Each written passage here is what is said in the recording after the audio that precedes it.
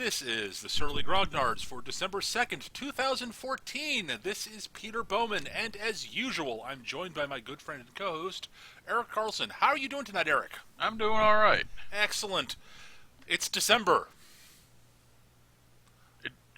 What? It is. We're past Thanksgiving. We're now creeping into Oh, the Christmas fuck, season. we're in the Christmas season. Yeah, we Fucking are. Christmas season. Yep. Ho, ho, ho.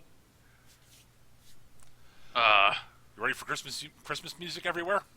I hate Christmas music. My God, do I hate Christmas music. Too many years in retail is a problem. Yeah, I can totally get that.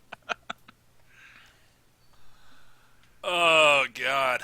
So, yeah. We don't really have a big focus topic for tonight, guys. We really don't. I spent most of yesterday in bed feeling remarkably ill. So I didn't spend any time thinking about the show. I often, will noodle a couple ideas in my head so that I have something resembling a clue before I contact Eric and we hash out what we're going to do right before the show. But I didn't even do that much this week. I actually totally spaced that it was Tuesday, and therefore did not think at all about this. So, kind of business as usual in some ways, but even less prepared. Woo! Yeah. So, we're just going to be talking about, I don't know, stuff and things. Whatnots. Yeah. So, I don't know, what you been up to? I mean, beyond the usual. Stuff. Things. Anything of interest? Stuff and things. Well, I did. I went out to my folks for Thanksgiving, which is cool, and I got the custom boots that they ordered me like a year ago. Finally came in. Oh, nice. Yeah. New So boots. this has nothing to do with gaming, but Nope. they're awesome boots. They're just a massive pain in the ass to get on and off because they're engineer boots and they're not cured yet, or whatever the phrase. They're not worked out. Whatchamacallit. They're not worked in? Yeah. So. Right. This has nothing to do with gaming or anything. No. Pig monsters are cool. I'm still working my Pharaoh. I played a board game I'd not played before, actually, on Friday with some of my friends. We do every year after the day after Thanksgiving, we get together to play board games and not go shopping. Right. Because fuck capitalism. Yeah. More fuck having to deal with the Black Friday crowds because, oh dear God, no. Yeah. Those suck. I totally grok, I totally grok the fact that they've got they often have these huge deals, and it's a great way to save some money on stuff you want to pick up. But I just, if I can avoid doing it, I will. And if I've got an opportunity to get together, hang out with friends, and play board games, why the fuck not? Yeah. But yeah, so I played this board game called Eclipse. It's a Finnish game, and it's basically a Space 4X game, but a board game. Okay. So it has sort of elements and sort of feel of a little bit of like things like Master of Orion and stuff like that. Okay. But it's a board game, so it's fairly it simplifies some of the stuff because you kind of need to do because you have to, right? You don't have a computer doing all that shit in the back. Exactly. You don't have, it had enough to do enough adjudication, and I really like the mechanics of the game. They came up with some really clever mechanical stuff. I think some of the balance on some of the individual tech stuff that you can get and such might be a little bit off, but from a mechanical standpoint, it's a really clever game. The sort of core mechanic is that every turn you can do a bunch of different actions, like you can explore new sectors of space,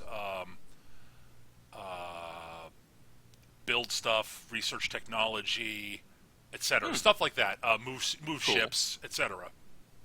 And move ships, upgrade ships, and I forget. There's another one I'm forgetting, but and you have these tokens that you have along on your little sort of playmat for each empire, and they're your influence tokens. You spend an influence token every time you do an action on your turn.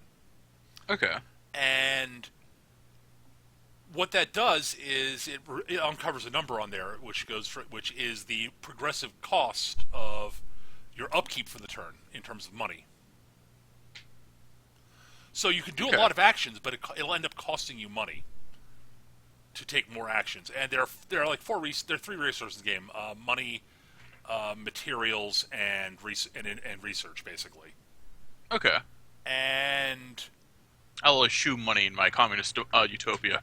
well, eschewing money means you will have fewer actions per turn, effectively.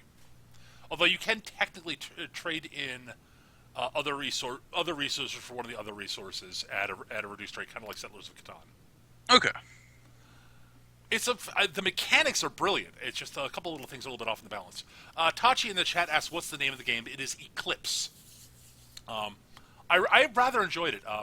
That might have something to do with the fact that I ended up winning, which I pulled off on the very last turn, where I was like, okay.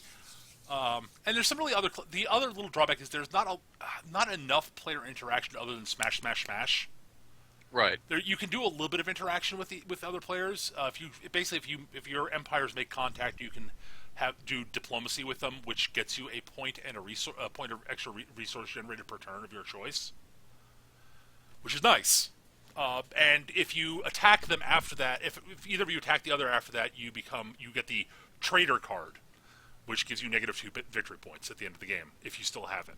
The last person to betray someone gets the traitor card at that point. Okay.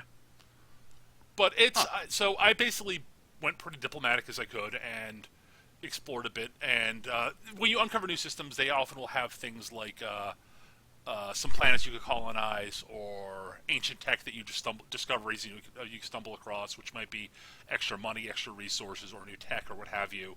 Or they might have like ancient starships there that you have to beat in order to do anything in the system with your fleet.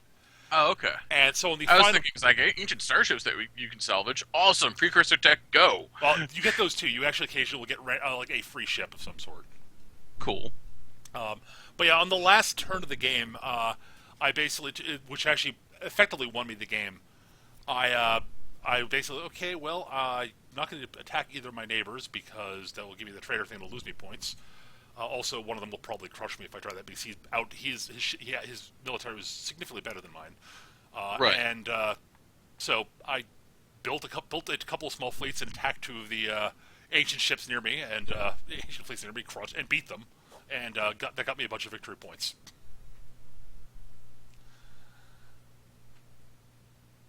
Yeah. Cool. Awesome. So, it's a fun game. I want to play it again before I can say flat out with the advanced races, because we play just the basic races, which don't have any particularly weird wonky stuff. The advanced races like change the balance of like these are the generic fluff humans, where everybody else gets like the alien races get different starting stuff and different trade rates and such. Right. But it's a clever little game. I actually enjoyed it. All right. Cool. I don't know. I have to play it again before I can say definitively whether whether I really recommend it. But it's interesting at very least, and it definitely played smoother and quicker than most games like that I've played. Given that none of us had played it before, and we actually were able to get through the game in the evening without any real fumbling about. That's actually pretty impressive. Because most games like that tend to be a lot clunkier and slower especially the first couple times you play them. Yeah, because you're still hashing out the rules and interactions. And whereas the rules were actually very straightforward. I actually really appreciated that about the game. For some reason, I'm reminded of the first time I ever played Arkham Horror, where no one realized it was supposed to be a cooperative game. That would be a very different experience than normal. Yes. The second time we realized that it was a cooperative game, I was like, oh, okay, cool. Well, my character just found 2 magic swords, so I'm going monster hunting. You guys run around and seal up gates. Wow, that's a very different game if you're not playing co-op. Yeah. Not beatable as far as... to let you know. What? Yeah, I was about to say, not actually beatable as near as I could tell. Dear God. Oh my God, that's just a terrifying concept. So yeah, that was my weekend for the most part. Beyond, Cool. Beyond our starting our new D&D game that we started on Saturday. Woo! Yep. Yay! And which which was fun. which is fun. Really early on yet. Oh God, yeah. No real formations of personalities or anything. Although I do think it's funny, I completely broke Alice with like a standard Eric offhanded comment. Yeah, she did. Yeah, she did not see that one coming. I didn't see it coming either, but I'm used to your sense of humor, so Yeah. I didn't completely slip a clutch in my brain. Yeah, she was just could not talk for like 3 minutes. Yeah. Well, I mean, you catch anybody off guard with a comment, and so that can happen sometimes. Yeah, this is true. I mean, I know I've been paralyzed by laughter by random things that I would not have expected to lock me up. Yeah.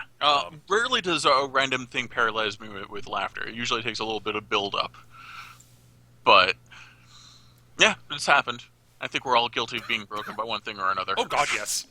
I think that my favorite caught me off guard and I couldn't stop laughing moment was still probably watching Star Blazers with my friends Peter and Joey, and the moment where young Derek Wildstar runs up to his brother with a very obvious bento box lunch, opens it up to bring him lunch, and his brother takes out the sushi roll and says, "Oh, my favorite, chocolate cake."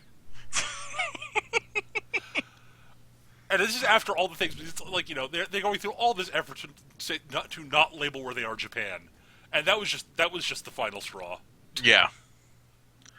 Remember one episode, in a similar bent, I remember one episode of the Pokemon TV series I watched. It was clearly a rice ball, and they insisted on calling it a donut. Right. And I was like, but what? That's definitely not a donut. Yeah. For one thing, it's triangular and clearly wrapped in seaweed. Oh God. Yeah. There's lots of stuff like that here and there. Localizations are weird. Yeah. One of the other times I know I couldn't stop laughing for a while was the very first time I watched actually first few times I watched the Seirun Family Feud episode of Slayers. Yeah, that's a friggin' hilarious one. That's good. Pacifist crush. That phrase on its own, you start laughing and it just keeps getting better. And when kindness towards all creatures kick happens, I just lost it. I could not stop laughing for a good couple of minutes. That was it. That's something you just the first time you see it, you don't see it coming, and it just hits you.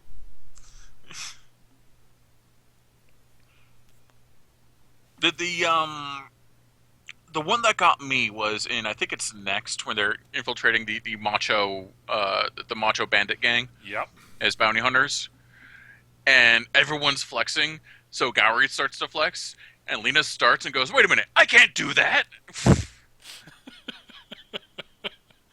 Oh, Lena. And then promptly hits Gowry because clearly it's a thing to do. Well, yes. I love the Slayers. Oh, I love that show. Great show. Love that show. It's one of my all-time favorite series. I will say this. I'll have to say, Log Horizon is slowly creeping up my board of favorite series. Log Horizon's pretty good. I'll definitely give it that. Yeah, I like it a lot. I don't think I'm quite as enamored with it as you are. Yeah, I think it just hits too many of my buttons. Yeah. And I just find the thing about it is I find it so rewatchable. Not a lot of anime series are quite that rewatchable, in my experience. Some of them are. I mean, the Slayers is definitively one of them. Yeah. And yeah, it's definitely rewatchable. I'll definitely give you that. I rewatched the first season to get myself caught back up for season 2 before season 2 started airing. Yeah, I was going to do that before season 2 started and forgot, so I'm doing Right. it now. While season 2 is happening because, why the fuck not? Right.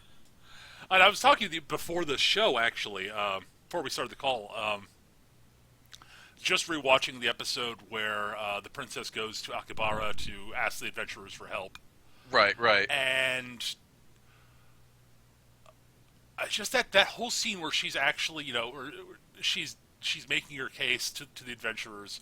The introduction by Shiro and the lighting and all that stuff, and then her little speech, which is very nice, and then just that moment of silence followed by the just eruption of the crowd. It's all about the one guy going, man, I've been waiting for something like this to happen. Yeah. It was definitely an interesting. It was a really well done scene, and it was one of those great fuck yeah moments. Yeah. We have no topic. Yeah, Topics for losers. just as a refresher for people who came into the chat late, we don't have a specific topic tonight, but we're going to be bouncing around between gaming and anime and stuff like that because we're very bad at sticking to a topic anyways, and yeah, so we kind of just didn't come up with a good one for this week. So nothing that with any legs anyway. But what was so last night Peter missed a usual game because he was sick yesterday. Right. So we ended up talking about doing a sort of rotating GM space opera game. Right. Just something that's been percolating in the back of the Monday Cruise heads for a long time, and might actually get off the ground eventually. So while everyone's talking about like what they'd like in the world, blah blah blah blah blah, in the back of my head I'm just thinking, I think my first adventure I'm going to try to make everyone just nope out. Of course you are. Because I've almost did that a couple times in the Iron Kingdoms games and pulled myself back. It's like, no, I'm going to get them to mope out this time. They're just gonna want to leave. Right.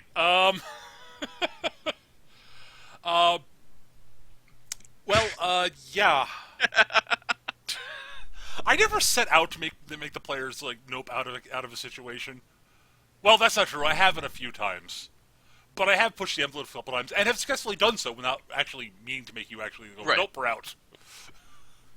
But we've talked about that one before. Yeah, we've talked about that one before, and that's the thing. Like, whenever I'm running a more horror-based adventure, it's not my intention to know people out. I'm just like, yeah, this is cool, and I think we should build up to that. And I'm watching people's reactions, and I need to move this to a later part so they don't leave before the climax. Right. That's one of the tricky things about structuring a horror game is getting the creep factor right without making the players saying, "Why are we here?" Like in character, why are we? No, we're going. We're leaving. I mean, you either have to find ways that they can't leave, or give them reasons to not leave, or not drop things quite that heavily on them all at once. Yeah. Well, part of any good horror, anything is going to be all about slow build-up. So, ideally, yes. Yeah, I would agree with that completely, Eric.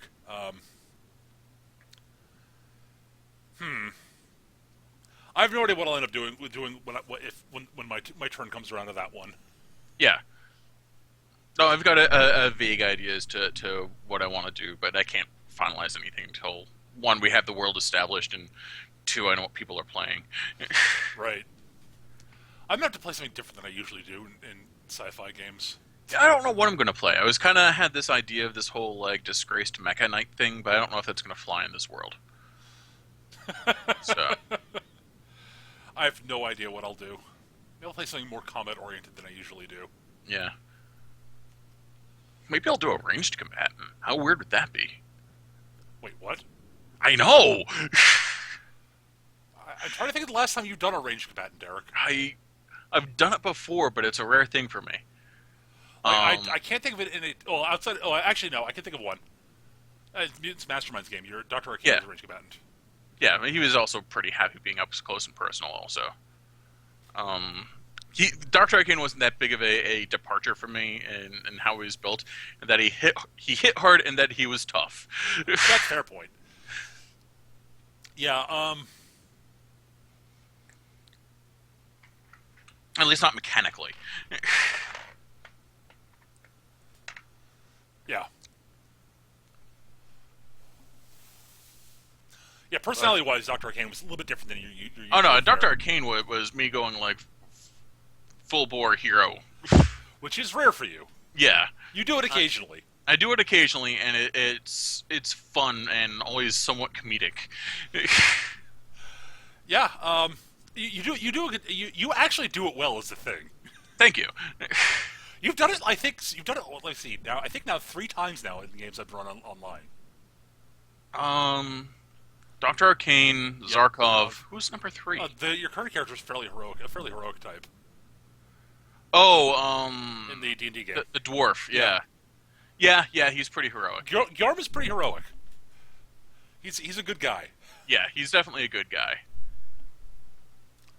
Or at least that's my initial intention. Who knows where things will go, but Who knows where things will go? Yeah, exactly. But I want to go back to Log Horizon a bit, actually, because I was watching it, rewatching it. It sort of got me thinking about it, specifically about the actual game itself, like the story is set in the game world and the game itself. And I started looking at it, I'm like, I'm not sure. There's a lot about it I think is really cool, and I think it's a great setting for the series, obviously. I'm not sure how much I'd like it as an actual MMO, though, personally. As an actual MMO, I don't know. There's clearly the only PvP elements in it are gank squads. Well, it's an open PvP world outside of the cities, as near as we can tell from the show. As near as we can tell from the show, yeah, and that's never good.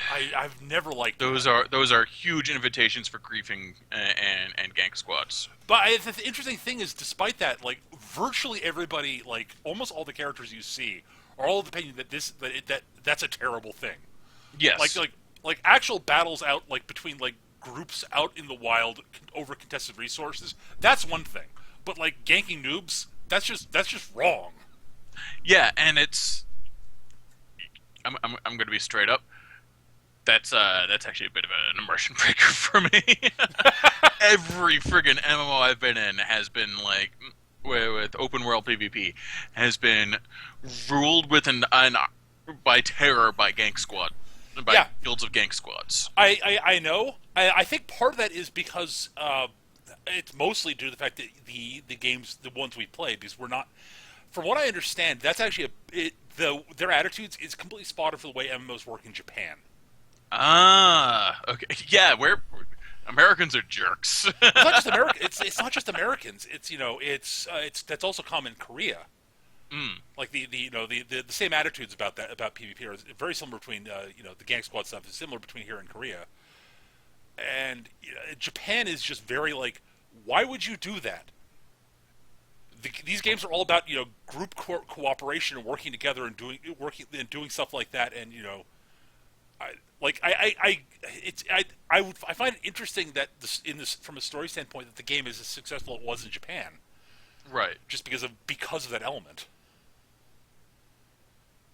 But I thought that was really interesting. Also, it's very clear that it would be incredibly hard to solo in that game.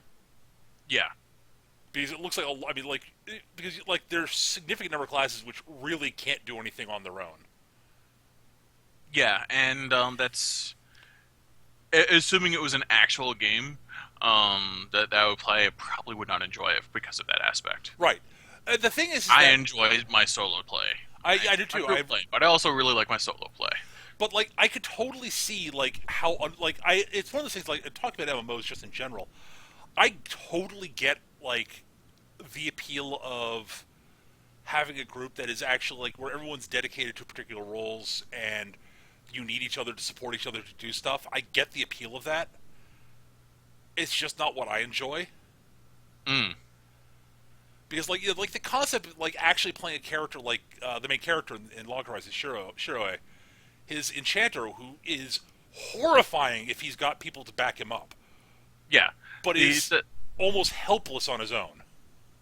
Yeah, which is a weird balancing mechanic, but I could totally see it being built entirely for that.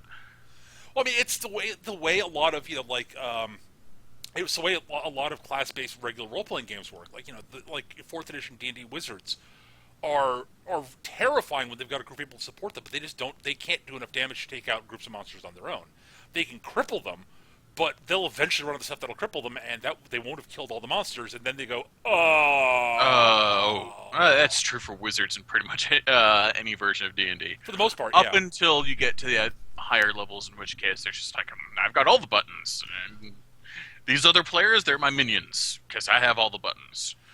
Right. Well, and that's the thing.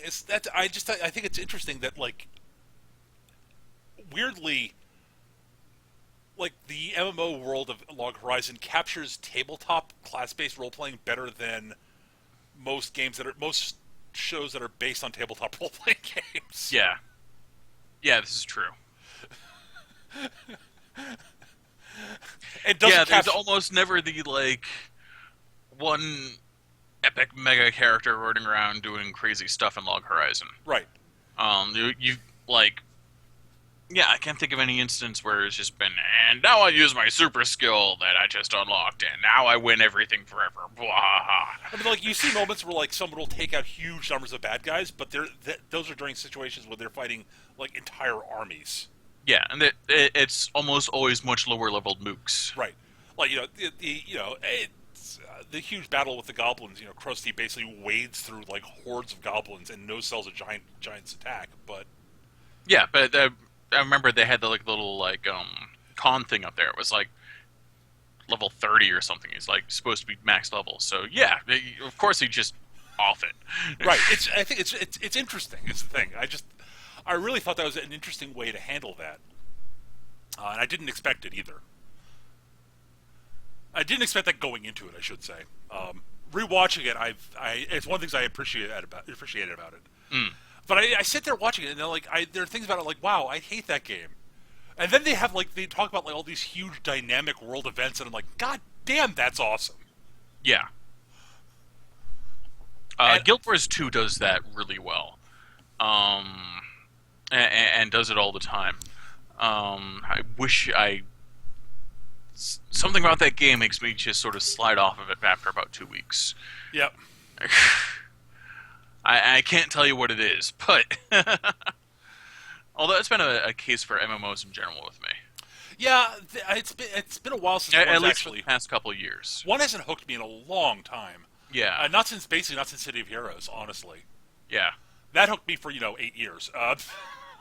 No, City was great. I got totally hooked by Warhammer Online. Yeah, I remember. Like that was my jam. Yeah, those two games are great examples of our differing tastes in MMOs. I mean, yes, absolutely.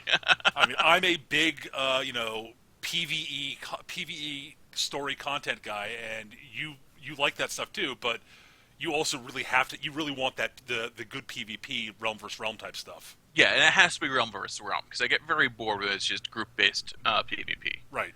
That doesn't interest me nearly as much as, like, big groups of players fighting other big groups of players over resources or objectives or whatever. I totally grok why people like that. I mean, that was like, I had moments like that. There are times when I did enjoy that. Back when we both played Dark Age of Camelot. Yes. There were times I had fun doing the realm versus realm stuff, but it wasn't my big thing. I mean, right. Which was a problem with that game, because that was by and far the best part of that game. That was the best part of it, absolutely. Because, oh god, the PvE in that game was not good. Yeah, and that was, yeah, and Dark Age really sort of established that, like, I really do prefer to be, like, on the lines as opposed to these skirmishing sniper, which is what I was originally playing in that. It wasn't until I moved over to Midgard for a little while and started playing a warrior, or was it a Thane? I don't remember. It was a troll. I remember that. And going, hey, I like being on the line. Why aren't I playing more things that sit on the line? Yeah, it's really interesting looking back at that, because you definitively played. Your main character in Dark Age was a ranger. It's right? a ranger. Yeah.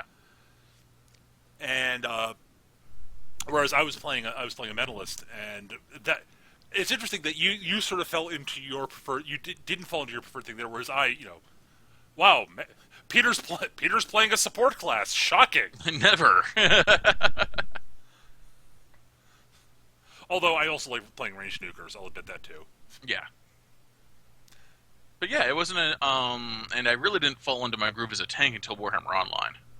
Although I did a bit in Champions, or not Champions, City of Heroes. City of X, yeah. Yeah, Cities. Yeah, I really liked the Brute Yeah, archetype. Cities Brute one of the I really adored. Yeah, City of Heroes / Villains is the first time in MMO where I really enjoyed tanking. Yeah. I never really enjoyed it in most other games, but I really got into it.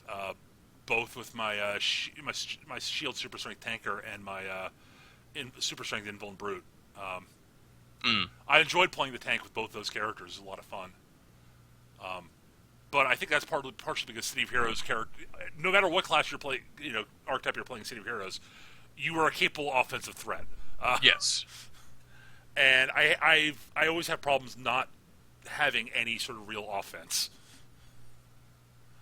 Yeah, and no, I totally agree with that, but I will trade offense for the right kinds of soft control, like knockdowns and knockdowns. Oh, absolutely, I totally get that. Because those are hilarious and fun. Knockdowns are among the most fun things ever. Yes. I mean, there's a reason I fell in love with Super Strength in City of Heroes. Yeah. The power of foot stomp in and of itself, the ability to just stomp my foot, have this area effect of everybody flopping around like fish. I mean, it's just. Also, because of the ragdoll mechanics they actually put in City, it was visually so much fun to watch. It was very visually satisfying. That's one of the things I love about. I miss so much about that game is just the sense of what was happening when you actually attacked in that game was something you don't see in a lot of games. Yeah, this is true. Because there, when you land hits, it made you had the right sound. If it was a big solid hit, there's just a little bit of screen shake just to let you get that feel of like impact. And yeah. They really nailed the feel of superpowered combat in that game, in a way that no other superhero game I played has. I mean, Champions does it a little bit, but doesn't do it quite as well. Champions does do a little bit better with the destructible environments, like being able to pick up and throw cars at people and whatnot. Yeah, I'll agree with that, but running up to people and hitting them doesn't feel quite as satisfying. Yeah, no, I'll agree with that. And DCUO didn't. Yeah, I just bounced right off that. I tried it. I really tried. I even somehow ended up with the Green Lantern expansion. I didn't actually buy it. I'm not sure how I ended up with it. But yeah, and like even playing like a core member didn't do it for me. Yeah, I don't know. It's a game that I think there's some interesting ideas in it. It just didn't work for me. Yeah. But just sort of thinking about it, I've talked about a couple times. We've talked about that someday I want to actually like try to do something inspired by Log Horizon for a D&D game using 4th Ed. Right. These sort of stuck in an MMO thing, because I think 4th Ed would do a really good job of replicating that. Yes. I would agree with that. Sort of sit here and wonder exactly what ideas would I want to steal from Log Horizon beyond the basic concept. I sort of figured one thing that I thought, just thinking about while talking about stuff, is what stuff would you want to see from Log Horizon thrown in? What would I want to see as a player? Log Horizon thrown in as a player? I'm genuinely curious. Yeah. One of the things I like watching about in Log Horizon is the slow realization that the characters have that things don't work exactly like they do in the game. Right.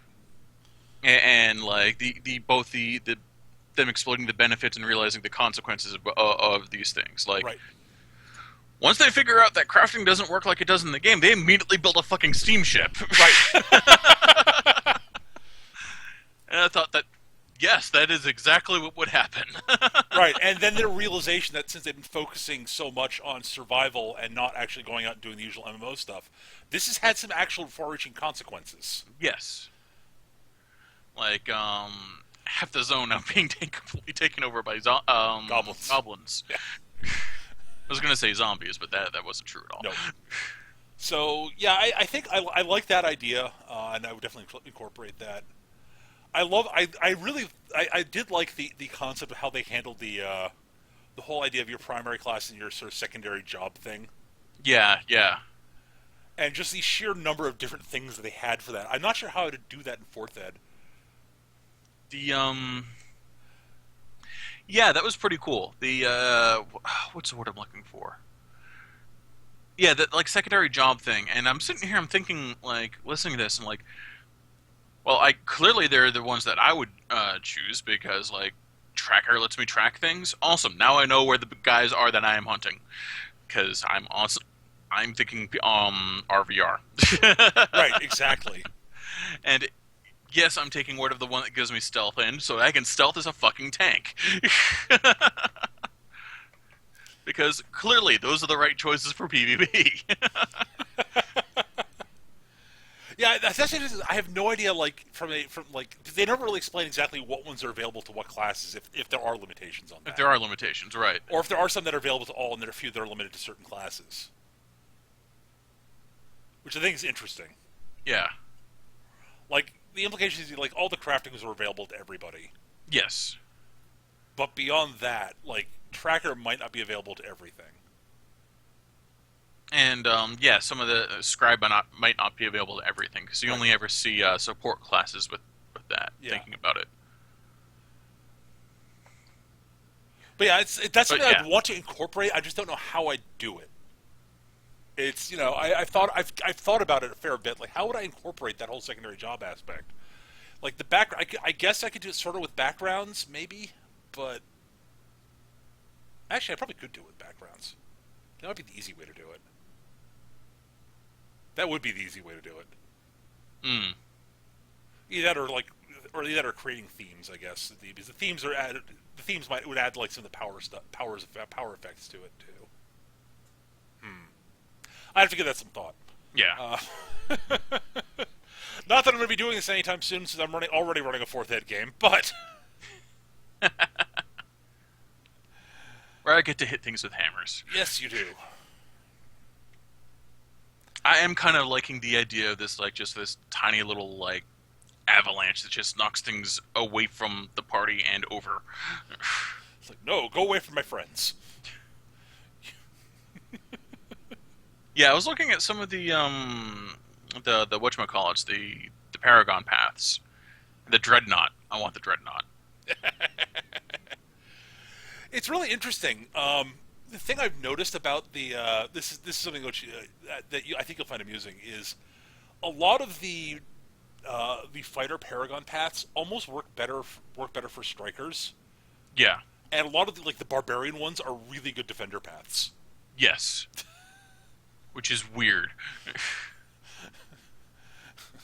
Which means that of course you could multi-class into a barbarian and take one of those, Woo! which would totally not be something I could see you doing. No, totally. Probably not with this character, No. honestly. Yeah, But probably yeah, not. any number of other characters, yeah. Eric multi-class into barbarian, never. Yeah. Oh boy, but so yeah, that's sort of where I'm sort of on that. Just like I just keep noodling on that concept because I really like the concept of that game. Mm. I just there's a lot of stuff I'd have to do, a lot of work I have to do before actually starting it, just so I can actually capture the feel of just have some of the feel that you are stuck in that the players are in an MMO. Like it's like part of like character creation would be interesting just because you'd be building your character, which is your character in the game, but you also have to find. I have to think of a way for you to design your character, the actual person. Yeah. Like because like the physical stats don't matter so much for the actual person, because you're basically you're sort of stuck in your character's body. Right. I don't know. It's weird. I'm trying to figure out exactly how I do that. It might be a better thing to do. Thing is, mechanically, Fourth Ed works really well. So I don't know. I don't know. Like almost everything works brilliantly with fourth ed, but then there's that little other aspect which basically throws a monkey wrench in all my plans. Mm. Like, but like the only thing I can think of is to do something along the lines of I don't know. It's like, I guess the only thing I could think of is to do something along the lines of, basically you build your character, your D&D character, which is your character in the game, Hmm. and like either maybe like use another system to create your character for the outside the game, or maybe just have you guys like write up a character without actually being a full-fledged system for it. Yeah, I don't know, because the thing is, the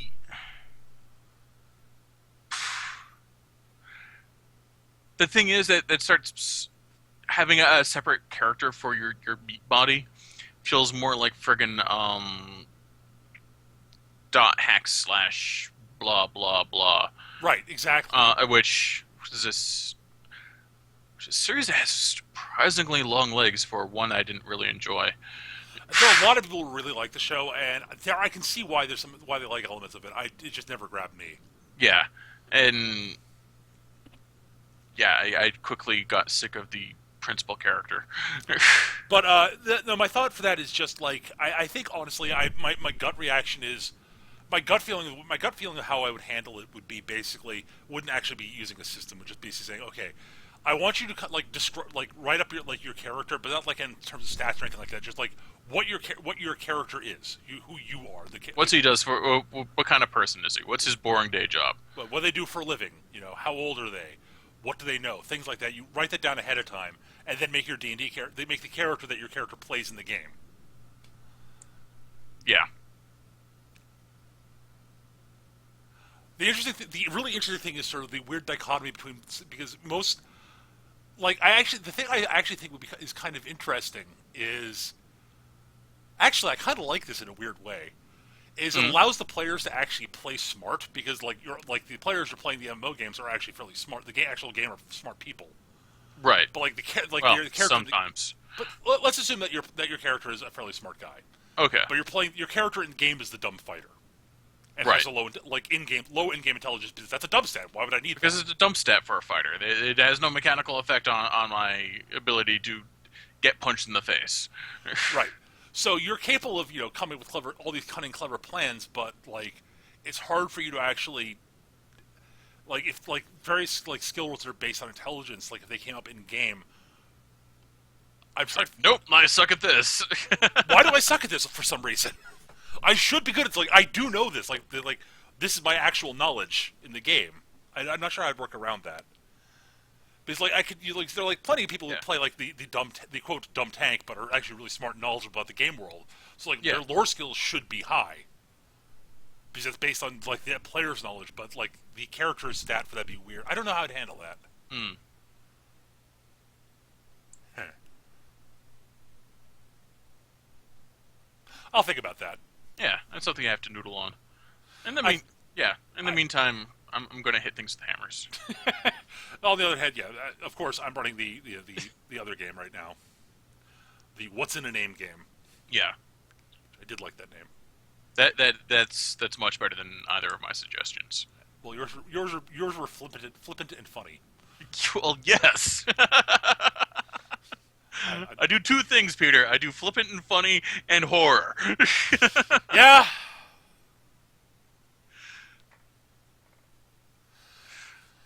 Yeah. Oh God. So that's where we are with that, I guess. Yeah. Anything else going on? Um.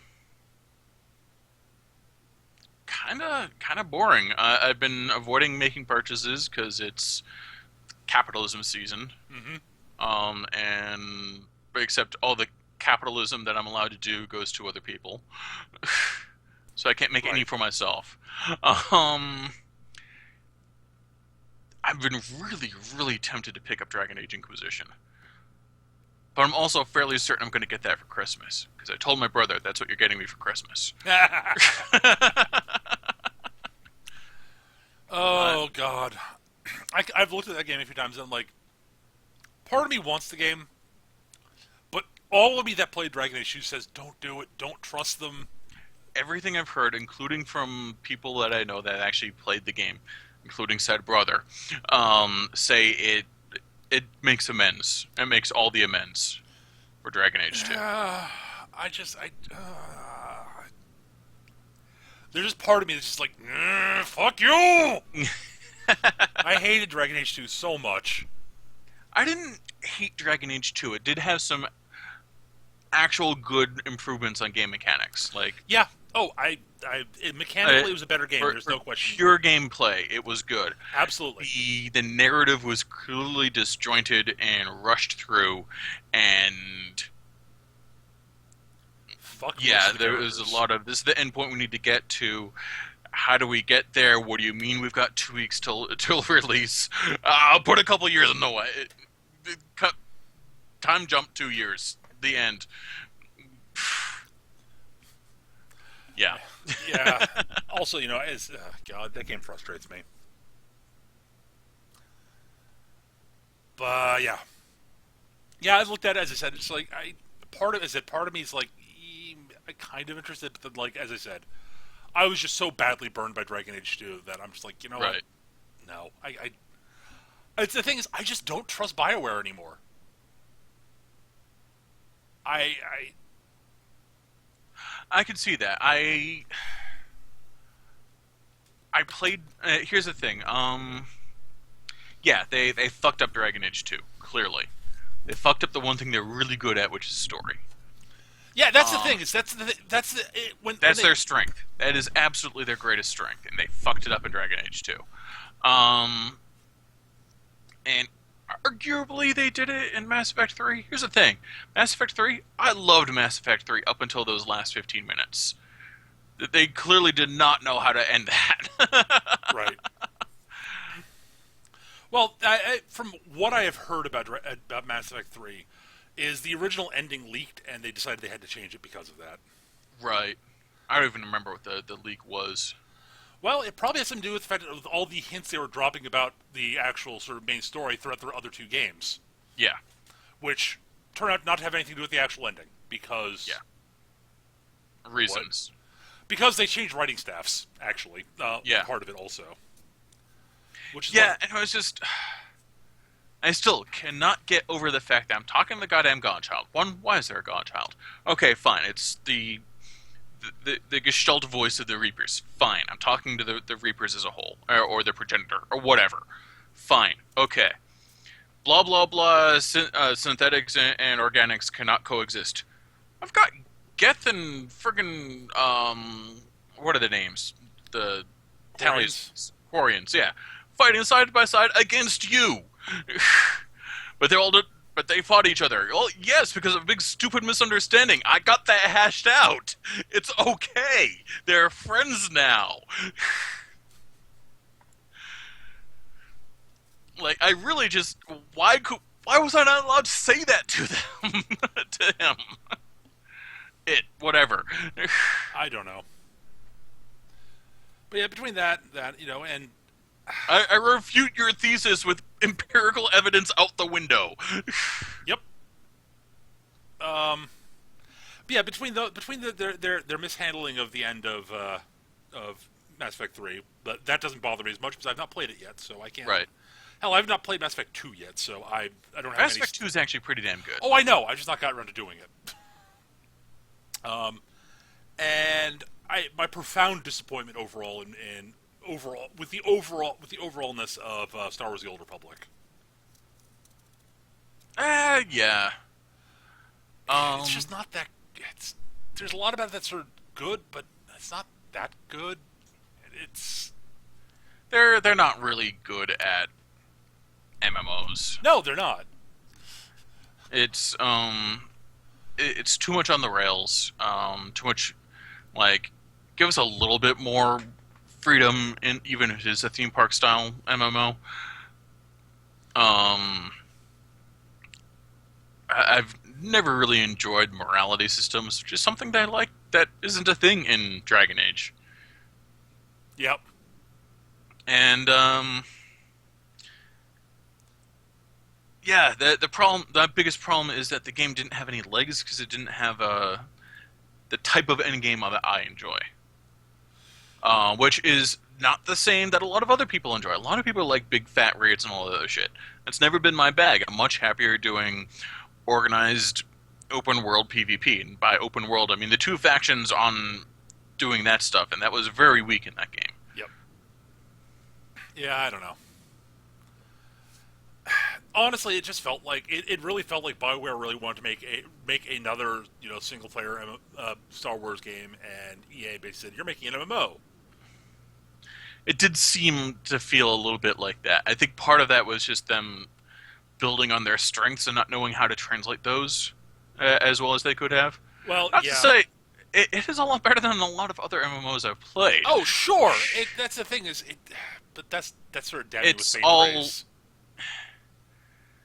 Yeah, it's basically. MMOs out there. Yeah, there are a lot of MMOs out there, and basically my opinion of it is that it's a perfectly serviceable MMO. I just expected better from someone like BioWare. Yeah, that's sort of my take on it too, and it's one of the reasons I don't trust them as much as I used to. So I also, part of my problem is that I just after Dragon Age 2, I just don't care about the Dragon Age universe anymore. That's my biggest problem. It's I can get that. Yeah, I don't care. It's sad. I'm like, part of the problem is that since there are no characters between the first two games that overlap, like you see mentions of some of the other ones from the previous game. Like Alistair shows up in a cameo. Yeah. And Liliana shows up in the prologue, if I remember correctly. Or was it the epilogue? One of the two. Actually, maybe in both. Actually, I'm thinking about it. Either or, she shows up briefly, and it's yeah, but since there's no continuity between the two games, and the third game's a whole bunch of new group of characters except for Liliana, from what I can see. Spoiler-free stuff. From talking with my brother about it, pretty much everything gets brought up and is important from the previous two games. Sure, I can see that being brought up, but the problem is that the cast is different, though. I see what you're saying. So it's it's unlike Mass Effect, where you've got an expanding cast that continues from game to game. I was still annoyed that Rex only ever showed up in cameo appearances after the first game. Rex is my favorite. Rex is fucking awesome. Yeah, absolutely. But at least most of the characters, a lot of characters. There's still continuity between the games. Yeah, and at least Tali shows up in all three, and Tali was awesome too. She was the other character I used all the time. Right. But you see my point though. Is there's there's continuity between characters, not just between events that happened. Right. Yes. And I really wish that had been the case in Dragon Age, because I feel so little connection to the world because I don't have any characters to anchor it into anymore. And since it's a new character each time. Yeah, it's a new main character each time. And and the thing is, it wouldn't be a problem if it wasn't such a character-driven story to begin with. Yeah. The most important thing and the biggest strength that BioWare has is their characters and their storytelling. And if you're going to do a series of games about the same world and you're not having continuity with the characters, it makes it harder to get invested in them, in my experience at least. So that's sort of my problem with it.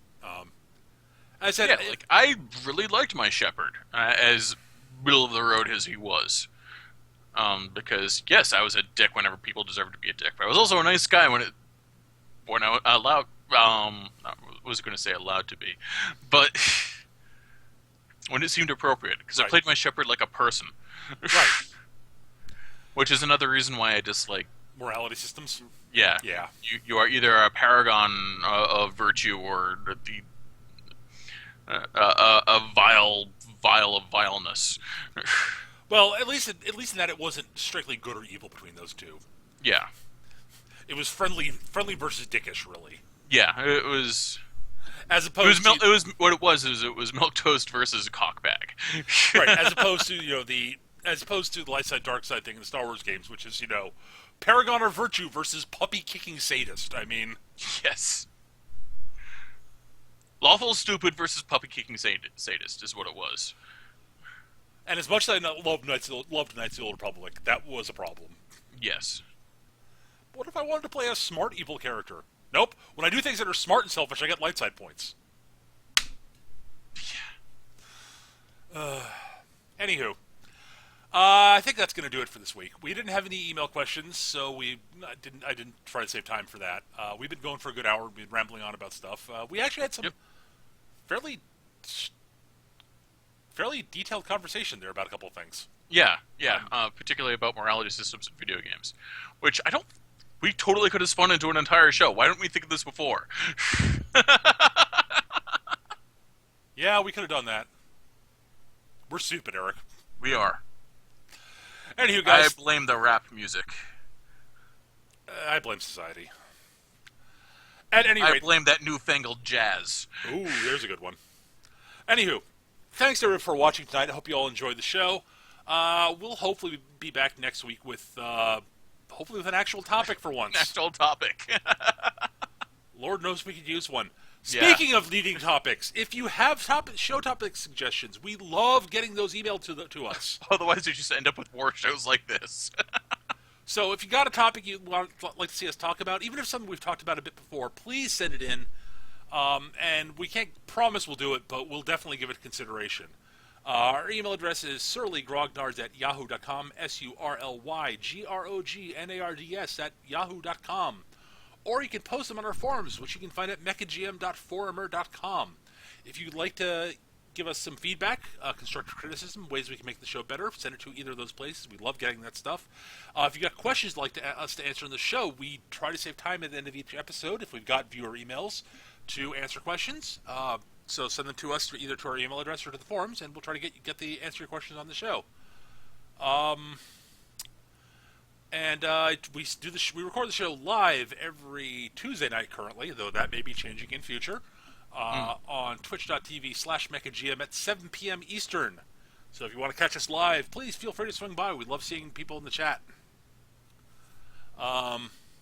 I send out tweets when we're about to go live. My Twitter handle is @mechagm. Keep an eye on that so you can know when the show's going to be going live or we have to postpone or anything like that. I think that's the usual end of show spiel, except slightly out of order. Yeah, I think you covered everything. Good, excellent. Anyway, guys, thanks for watching. We hope you had fun. We'll be back next week with some damn thing. I'll figure something out. Yeah. Till I see you guys next. Be happy, be safe, keep on gaming, and we'll see you guys soon. Take care, guys. Bye, humans.